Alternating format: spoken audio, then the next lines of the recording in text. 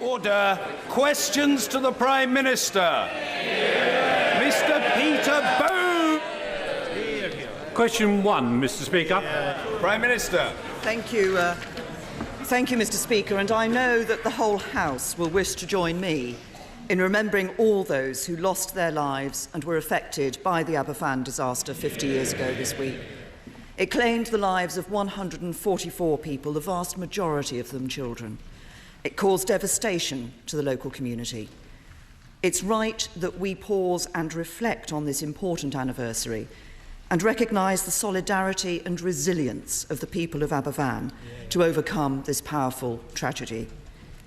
Mr. Speaker, this morning I had meetings with ministerial colleagues and others, and I will have further such meetings later today in addition to my duties in this House. Mr. Peter Bone. Mr. Speaker, can I associate myself with the remarks of the Prime Minister?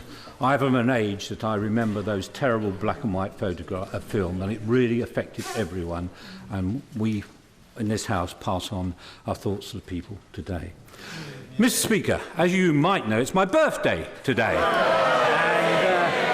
The Prime Minister has already given me a huge birthday present by letting everyone know that we will be out of the European Union no later than the 31st of March 2019. So could I press her for another present? Her excellent policy of closing Victorian prisons and opening modern ones is a spot-on policy. Would she support the reopening of Wellingborough Prison as part of this excellent programme, or would she rather just sing Happy Birthday? Prime Minister. I say to my honourable friend, I'm very happy to wish him a very happy birthday today, many happy returns. I hope that Mrs. Bone is going to treat the occasion in an appropriate manner and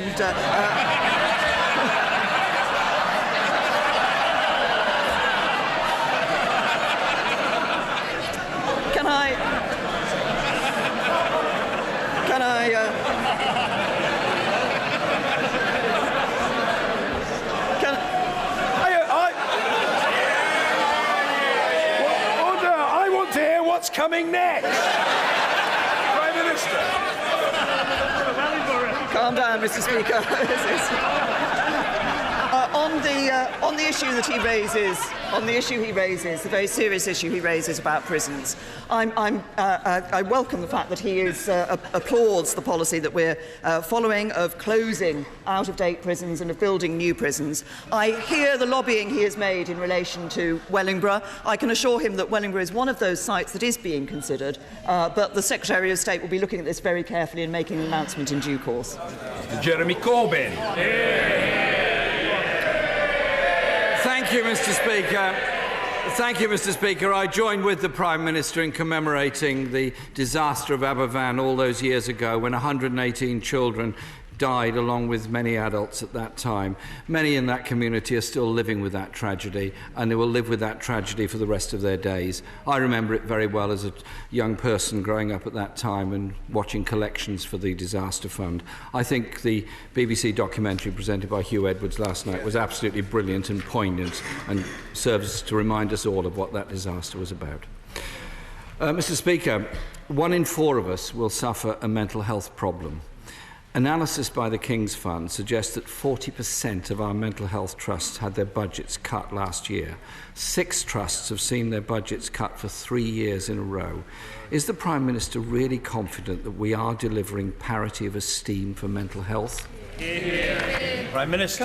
Can I first of all say to the right honourable gentleman that, like him and my honourable friend, the member for Wellingborough, and I'm of an age where I can remember those terrible scenes on television of what happened in Aberfan. I didn't see the whole of Hugh Edwards' documentary, but the bits that I did happen to see last night I thought were very poignant, as the right honourable gentleman said. And interestingly, actually, what it showed again was that issue of those in power not being willing to step up to the plate initially and accept what had actually happened. But obviously the result of the inquiry was very clear about where responsibility lay. In relation to the mental health services, it is right that we are introducing parity of esteem for mental health in our National Health Service. We've been waiting too long for this. It's important that it is being done. But we are actually investing more in mental health services, an estimated record 11.7 billion, and particularly we're increasing the overall number of children's beds to the highest number of children's beds in relation to mental health problems. I think this is important. There is, of course, more for us to do in looking at mental health, but we have made an important start, and that funding is going to be there, as I say. Jeremy Corbyn. Mr. Speaker, I had a letter from Colin, a family member of his has a chronic mental health condition, and he, like many others who've got relatives going through a mental health crisis, says this: the NHS is so dramatically underfunded that too often it's left to the underfunded police forces to deal with the consequences of this crisis. Indeed, the Chief Constable of Devon and Cornwall has this month threatened legal action against the NHS because he's forced to hold people with mental conditions in police cells because there aren't enough NHS beds. I simply ask the Prime Minister this: if the government is truly committed to parity of esteem, why is this trust and so many others facing an acute financial crisis at the present time? Prime Minister. Can I first of all say to Colin that I think we all in this House recognise the difficulty that people have when they are coping with mental health problems, and can I commend those in this House who have been prepared to stand up and refer to their own mental health problems. I think that's been a very important signal to people with mental health issues across the country. He raises the whole question of the interaction between the NHS and police forces. I'm very proud of the fact that when I was Home Secretary, I actually worked with the Department of Health to bring a change to the way in which police forces were dealing with people in mental health crises, so that we do see those triage pilots out on the streets. We do see better NHS support being given to police forces, so the number of people who are having to be taken to a police cell as a place of safety in some areas has come, overall I think it's more than halved, in some areas it's come down by even more than that. This is a result of the action that this government has taken. Mr. Speaker, the reality is that nobody with a mental health condition should ever be taken to a police cell. They should be supported in the proper way. And I do commend those police and crime commissioners that have managed to end that practice in their areas. But the reality is, it's not just Devon and Cornwall that are suffering cuts. Norfolk and Suffolk Mental Health Trust has had a cut for every one of its last 3 years. And I also agree with the Prime Minister that members of this House standing up and openly discussing mental health issues they've had is a very good thing, because we do need to end the stigma surrounding mental health conditions across the whole country.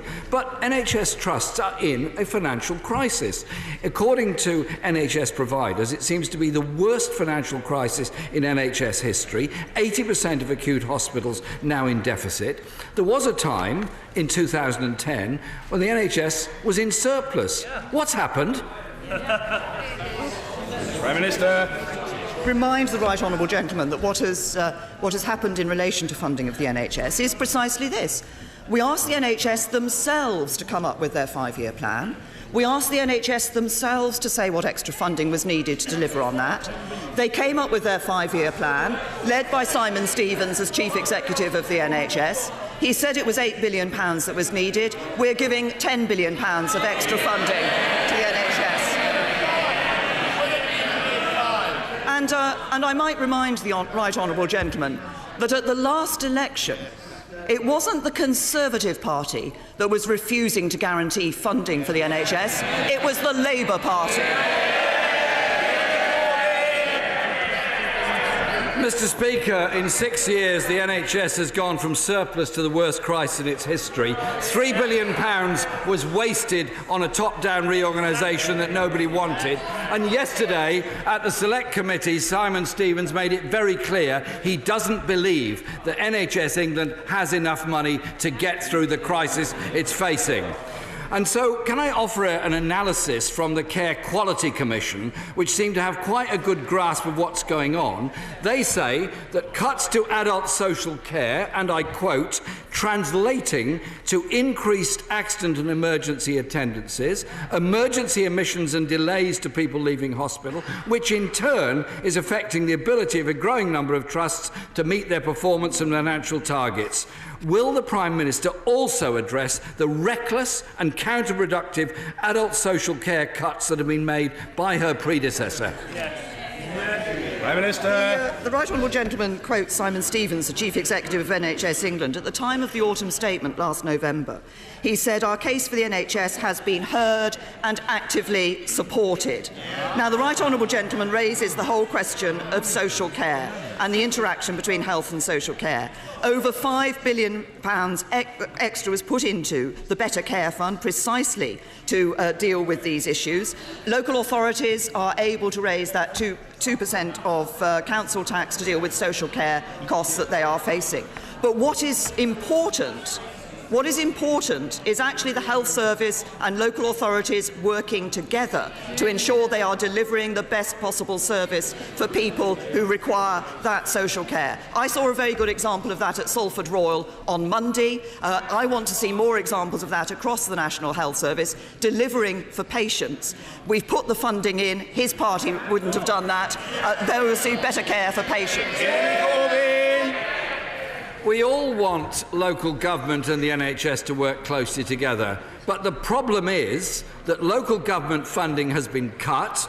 400,000 fewer people are receiving publicly funded social care as a result of that.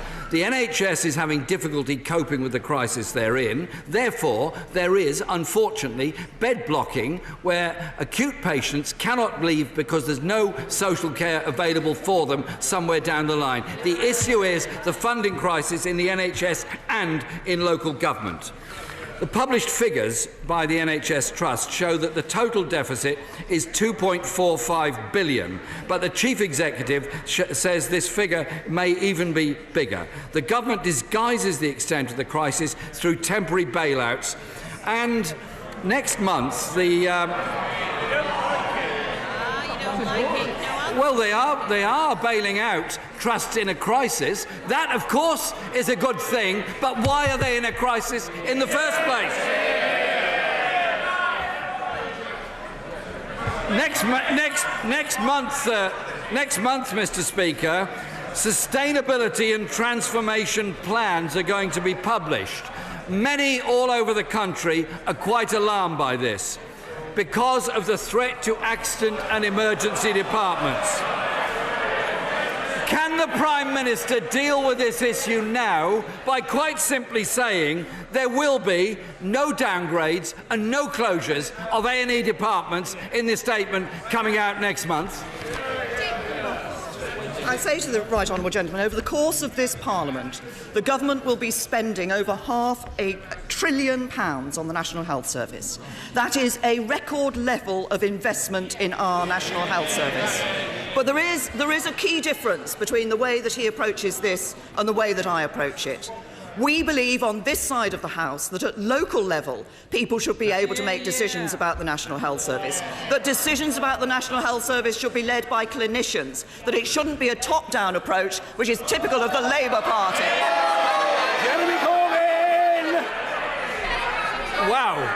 Wow, Mr. Speaker. Well, top-down is what we got. And it cost £3 billion for a reorganisation that nobody wanted at all. Mr. Speaker, I started by asking the Prime Minister about parity of esteem. All this government's produced is parity of failure. Failing mental health patients, failing elderly people who need social care, failing the 4 million on the NHS waiting list, failing 5 times as many people waiting more than 4 hours at A&E departments, and another winter crisis is looming. The Society of Acute Medicines, I believe, has it right when it says this funding crisis and the local government funding crisis is leaving the NHS on its knees. Prime Minister. What has happened in the NHS over the last 6 years? More patients being treated, more calls to the ambulance service, more operations, more doctors, more nurses. That's what's been happening in the NHS. But let's just look at what his party's approach to the National Health Service is. A former Shadow Health Secretary said it would be irresponsible to put more money into the National Health Service. A former leader of the Labour Party wanted to weaponise the National Health Service. At every election, the Labour Party claims that the Conservatives will cut the NHS spending. After every election, we increase NHS spending. At every election, Labour claim that the Tories will privatise the NHS. At every election in government, we have protected the NHS. There's only one party that has cut funding for the NHS, the Labour Party in Wales.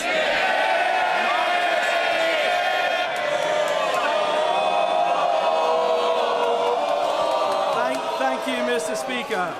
Thank you, Mr. Speaker. Is the Prime Minister aware that research shows that infrastructure investment most benefits areas prepared to capitalise on it, with new associated possibilities in housing, skills and jobs? Will she ensure that current opportunities are taken for inward investment to preserve and re-energise essential national industries like rotorcraft in the Yeovil area, as we seek to capitalise on dualling of the A303? Well, my honourable friend is absolutely right. We are right to invest in infrastructure like the A303. This can make a real difference to local communities, but it's important that local communities embrace those opportunities. I know my honourable friend himself has been putting together ideas for a vision for Yeovil, and I'm sure that he will share those with my right honourable friend, the Community Secretary. Robertson. I join the Prime Minister and the leader of the Labour Party in remembering the Aberfan disaster. Our thoughts with everyone affected by that. Mr. Speaker, thousands of innocent civilians have now been killed by Saudi airstrikes in Yemen. Can the Prime Minister give the House an assurance that those civilians have not been killed by Paveway 4 missiles partially manufactured in Scotland under licence from her government to Saudi Arabia? Well, may I first of all congratulate the right honourable gentleman on his election as Deputy Leader of the Scottish Nationalist Party. Can I say to him in response to his question, as he knows, we have one of the toughest regimes in the world in relation to arms exports. When these allegations arise, then we have been pressing, I have pressed in the past, and my right honourable friend the Foreign Secretary has pressed the Saudi Arabian government to properly investigate these issues and to learn the lessons from them. Ms. Robertson. I thank the Prime Minister for her kind wishes, but back to the subject of my question. It's beyond doubt that the Saudi Air Force is bombing Yemen, flying planes that are made in Britain, by pilots that are trained by Britain, and they're dropping missiles that are made in Britain.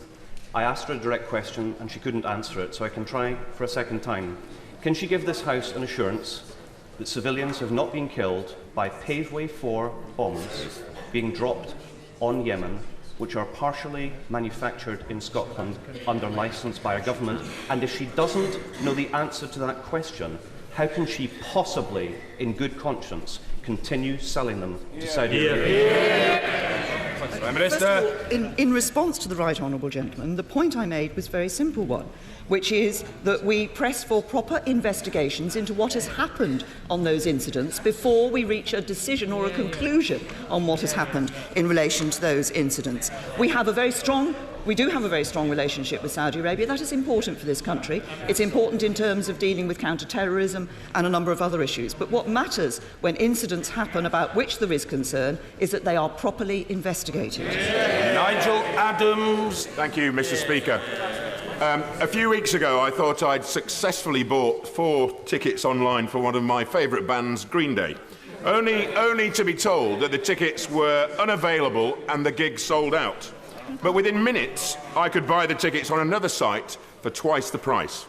It turns out the ticket site had been the victim of a computerised attack by organised touts, who then resell the tickets at inflated prices.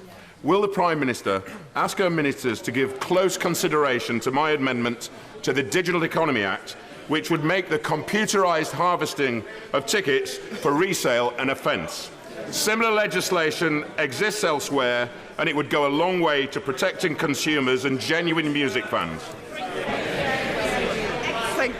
I thank my honourable friend for raising this issue. I'm sure he's not the only member of this House who's had that experience, and certainly not the only person who, as people will know from their constituency mailbags, to have had that experience. I think it is right, as part of the Consumer Rights Act last year, a review of online ticket sales was one of the issues that was introduced. It was Professor Mike Waterson who's produced an independent report on online secondary ticketing. That's produced a number of recommendations, some of them for industry itself, to be able to better protect itself from this problem, but the government will be looking at the recommendations of that very carefully to see what can be done to address the very issue that he talks about. Lisa Nandy. The child abuse inquiry needs to regain the trust of survivors. In September, the Home Secretary said she had no information about serious leadership failings, but on Monday she told the House that she had known about serious problems since July. Yesterday it emerged that senior Home Office officials were briefed as early as April of this year. She set up the inquiry, she appointed the chair, she was the individual responsible for the inquiry's success. She was the Home Secretary in April, and she was the only person who had the power to act. So can she now finally tell us when she personally learnt of the serious problems developing in this inquiry and why it was that she took no action at all? Prime Minister. Can I say, I recognise that the Honourable Lady has taken a particular interest in this issue, and I'm sure she will recognise, as I hope other members of this House do, why it was that I set up the inquiry. For too long, people who had been subjected to child...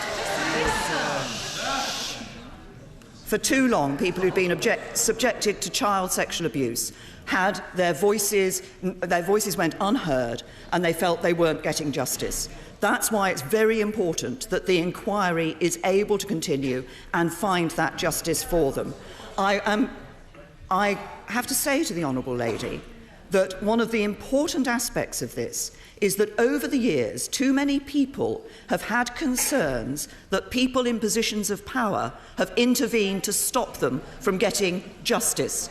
There were stories around about the inquiry and about individuals related to the inquiry, but the Home Secretary cannot intervene on the basis of suspicion, rumour or hearsay.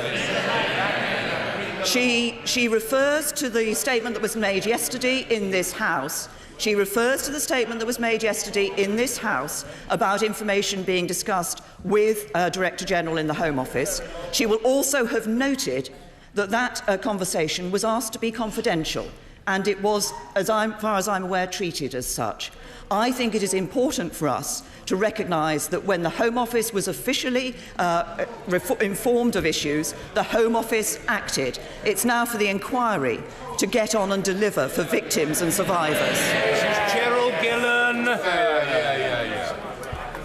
Having been born and growing up in South Wales and as a former Secretary of State for Wales, can I associate myself with the heartfelt tributes that have been paid by the front bench to the Valley community of Aberfan and throughout this House? It was a tragedy that was absolutely unparalleled and stunned the world.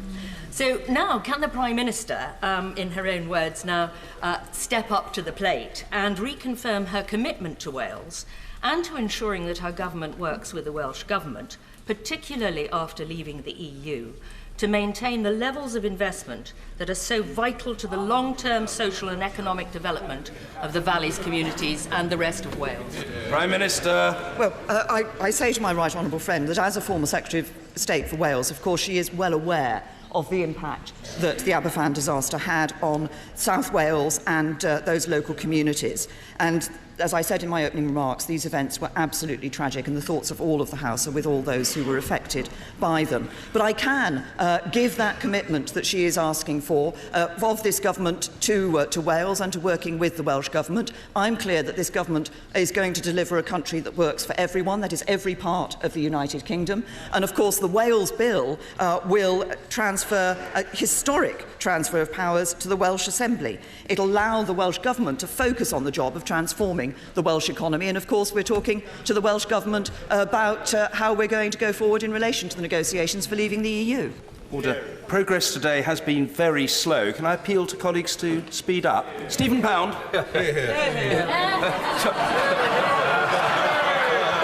I'm much obliged, Mr. Speaker. Mr. Speaker, can there be a single member of this House who does not have reason to be grateful to those heroes of our high street, the community pharmacist? And can there be any member of the public who is not as bemused as I am by the fact that the government is proposing a 12% cut in the community pharmacy budget, leading potentially to 3,000 closures? Will the Prime Minister today express her support for community pharmacy and have another look at this divisive, corrosive and destructive proposal? Well, I think everybody in this House recognises the role and contribution of community pharmacies up and down the country. But it's also right that we look at how we're spending NHS money. That's why the government is looking very carefully at this whole issue. But I say to the honourable gentleman that if he supports community pharmacies, he ought perhaps to have a word with his right honourable friend, the Leader of the Opposition, because his policy is to completely nationalise the health system, lock, stock and barrel, GP surgeries, Macmillan nurses and community pharmacies. Mr. Richard Fuller! Mr. Speaker, may I welcome the fact that next week this government will make a decision finally on airport capacity in the South East, something that eluded 3 of her predecessors and will help boost trade. But does the Prime Minister agree that on this issue, substance matters more than symbolism? And will she outline to the House what her timetable of implementation will be? Minister. Well, I thank my honourable friend for raising this issue, and he's absolutely right. This month, this government will take a decision on the appropriate site for expanded airport capacity in the South East. This is a subject that's been debated, discussed, speculated on for 40 years. This government will take a decision. But there is then a formal process that has to be undertaken. So the government will identify its preferred option of site. That will then go to a statutory consultation. The government will then consider the results of the statutory consultation and bring forward an airport's national planning statement on which this House will vote. Drew Hendry. Does the Prime Minister agree that any move to close the historic barracks at Fort George would not only be a poor military decision after 250 years of service, but a betrayal of the Black Watch and a slap in the face to the Highlands? I say to the honourable gentleman, I recognise the strength of the view that he's put forward. No decisions on Fort George or other locations have been taken, and the Ministry of Defence is going to engage with all parties impacted by any decisions that it's taken of this sort, including in Scotland. Mr. Kenneth Clark. Mr. Speaker, my right honourable friend has been expressing some reluctance to submit even the broad plans for future negotiations with the EU to this House because of worries that it might weaken her government's negotiating position. Has she noticed that this week one or more Brexiteer members of her cabinet have been briefing the newspapers copiously on every proposal being put forward in papers to the relevant cabinet committee by their colleagues and launching political attacks on their cabinet colleagues who seem to disagree with them? Will she take firm action to stop this process, and will she also agree that the proper approach is parliamentary scrutiny of the broad strategy once her government have reached agreement on what it should be? Prime Minister.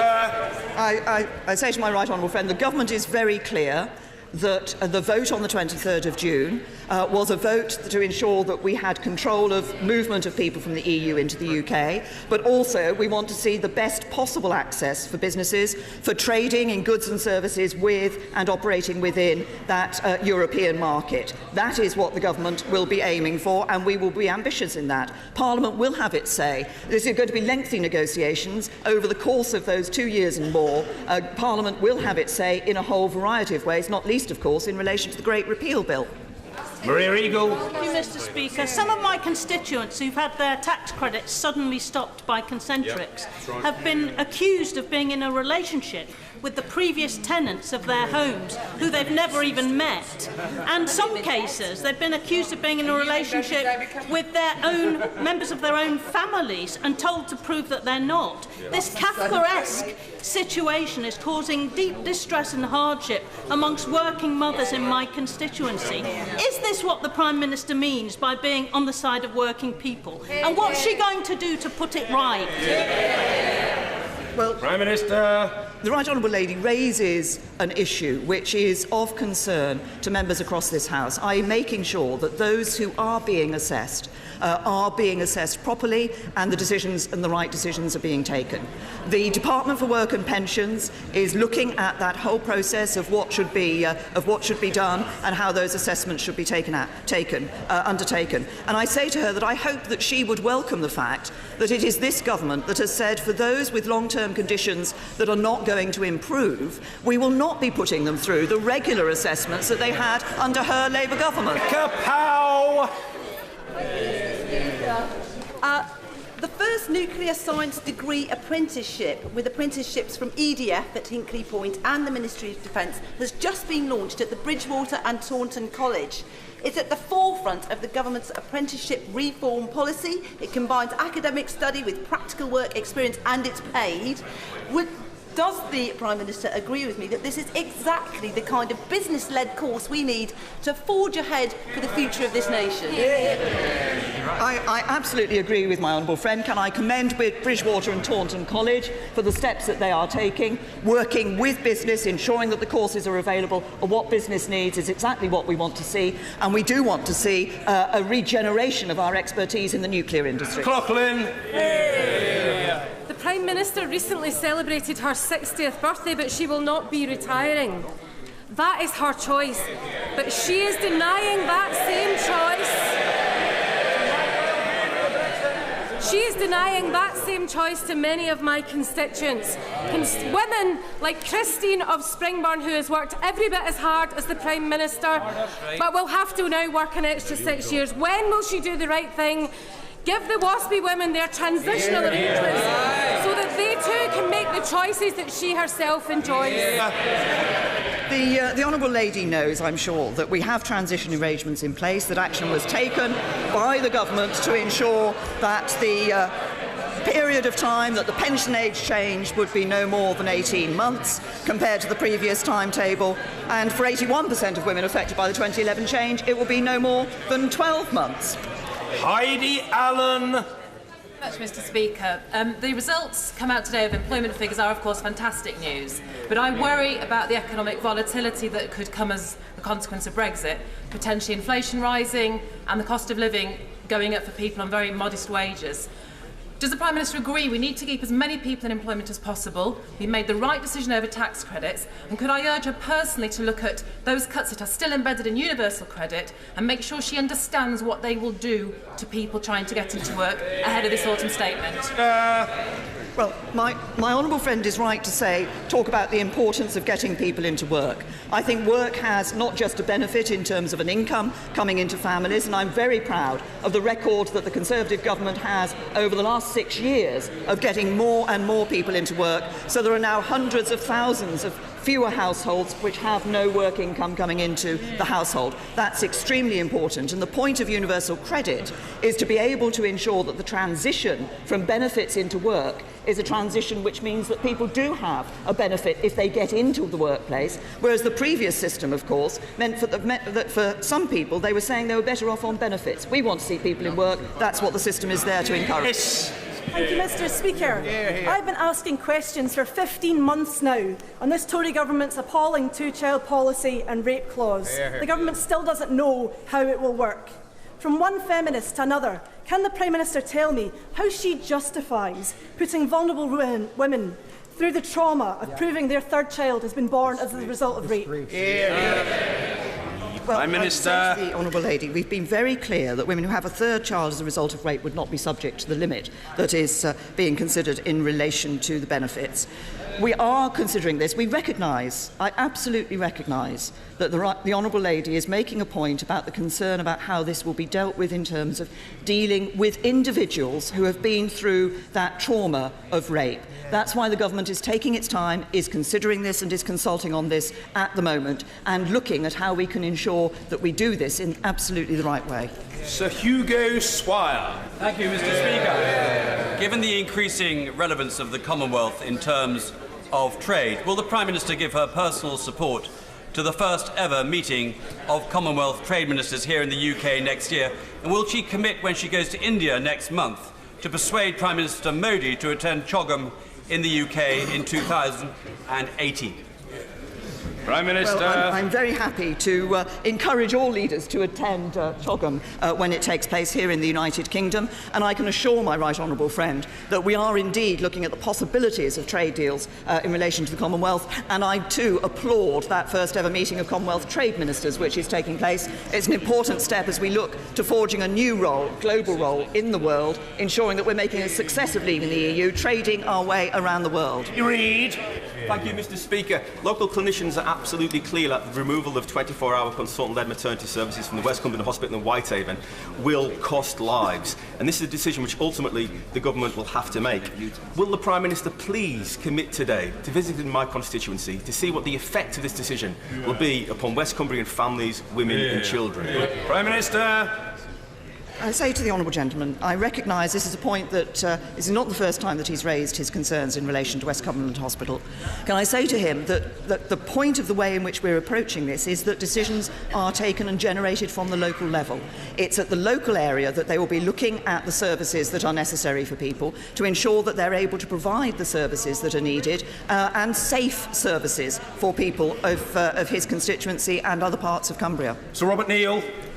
The tragic murder of one prisoner and the critical wounding of two others in Pentonville prison last night brings home starkly the decline in safety in our prisons. Will the Prime Minister give the Secretary of State for Justice full support in commissioning an immediate, thorough and complete review of the operational, managerial, capacity, leadership and resourcing of the National Offender Management Service, which has signally failed to arrest this declining situation? Well, my Prime Minister raises a matter which is one of the very first issues that my right honourable friend, the Justice Secretary and Lord Chancellor, raised with me, which was about the question of violence in prisons and safety in prisons. That's why my right honourable friend is looking across the board at the action that needs to be taken and has already announced extra money for more staff in prisons because she recognises the importance of this particular issue. Lucy Powell.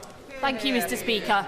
Just 1 in every 1,000 pupils is a child on free school meals in a grammar school.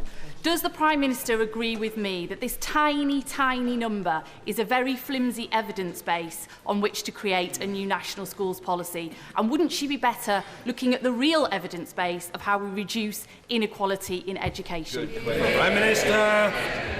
I want to see every child getting the education that's right for them. I want to see every child able to get on as far as their talents will take them and their hard work will take them. That's why we need to increase the number of good schools in this country. If you look at the gap in attainment between those who are from disadvantaged backgrounds and those who are not in grammar schools, it's virtually zero. That is not the same in other schools. And I say to the Honourable Lady that I think that it is wrong that we have a system in this country where we have a law that prevents the opening or expansion of good schools. That's what we're going to get rid of. Pauline Latham. Work with her ministers and secretaries of state to try to champion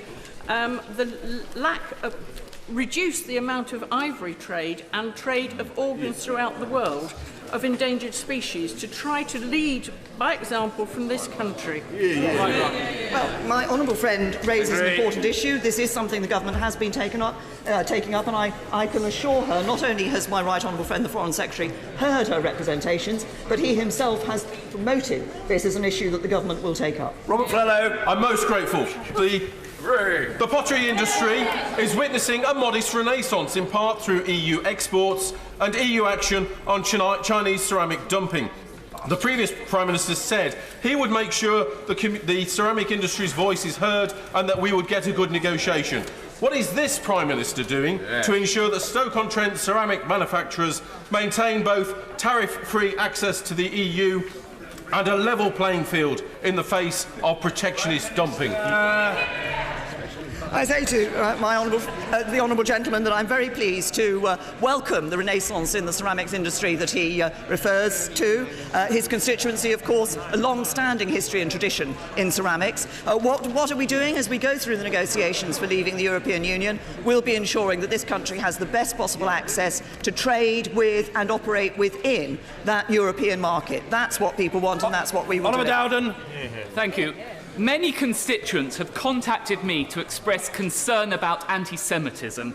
Now, I'm sure every member of this House can agree that we should show zero tolerance of anti-Semitism. But does the Prime Minister also agree we must ensure that all parties do not allow a situation to arise where it appears that an environment is created where anti-Semitism is tolerated? Prime Minister. Yes, I absolutely agree with my honourable friend that this House should send a very clear message that we will not tolerate anti-Semitism. I have been concerned about the rise that we've seen in the number of incidents of anti-Semitism in this country. I think we should very clearly ensure that those incidents of anti-Semitism are properly investigated and dealt with, and give that clear message that we will not tolerate it. But that does have to be every single political party in this chamber. And I ask the right honourable gentleman, the Leader of the Opposition, given the report of the Select Committee of this House about anti-Semitism and the approach to anti-Semitism in the Labour Party, he needs to think very carefully about the environment that has been created in the Labour Party in relation to anti-Semitism. Andy Burnham! We are now just 1 month from the start of the new inquest into the Birmingham pub bombings. The West Midlands Police have set aside for themselves a legal fund of £1 million, but as of today, the bereaved families have no legal funding. Prime Minister, this is a shameful state of affairs. Please intervene and show the Birmingham families the same compassion as was shown to the Hillsborough families. The right honourable gentleman may be aware that the Birmingham families have been encouraged to apply, and I believe they have applied to the Legal Aid Fund for the exceptional funds. That was, as I understand it, what happened after the 7/7 bombings that took place. The Home Secretary has made clear her expectation that funding will be provided. We are waiting for the decision from the Legal Aid Fund. We are hopeful that that decision will be a positive one. Theresa May.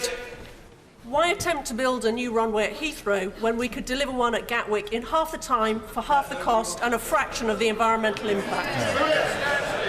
Prime Minister. Well, can I assure my right honourable friend, no decision has been taken on the site of airport expansion in the South East. As she will know from her previous background, the Davis Commission said that airport capacity in the South East should be expanded. The government accepted that argument. The Davis Commission identified 3 sites, all of which they said would be credible and deliverable, and government will take a decision this month. I think it's fitting we finish with the question from Mr Gerald Jones. Thank you, Mr Speaker. Could I first of all thank the Prime Minister and the Leader of the Opposition, and indeed other members, for their comments about the Aberfan disaster and about the resilience and quiet dignity shown by the people of Aberfan. On Friday morning at 9:15, the anniversary of the disaster, the people in the community, along with communities across Wales, will mark that disaster with a minute's silence. Could I ask the Prime Minister whether she would support that moment of silence being marked as the disaster affected communities right across the country, if not the world, that moment of silence be marked across the UK as well? Prime Minister. Well, I say to the honourable gentleman, I know that the Secretary of State for Wales will be attending the particular memorial that will be taking place in his constituency on Friday. I think it is appropriate that we all mark and show our respect for those who lost their lives and the families who suffered as a result of the Aberfan tragedy that took place those 50 years ago. It was, as we were saying earlier, a terrible tragedy, not just for individual families, but for a whole community. And I think it's right that we recognise that and mark it. Thank you.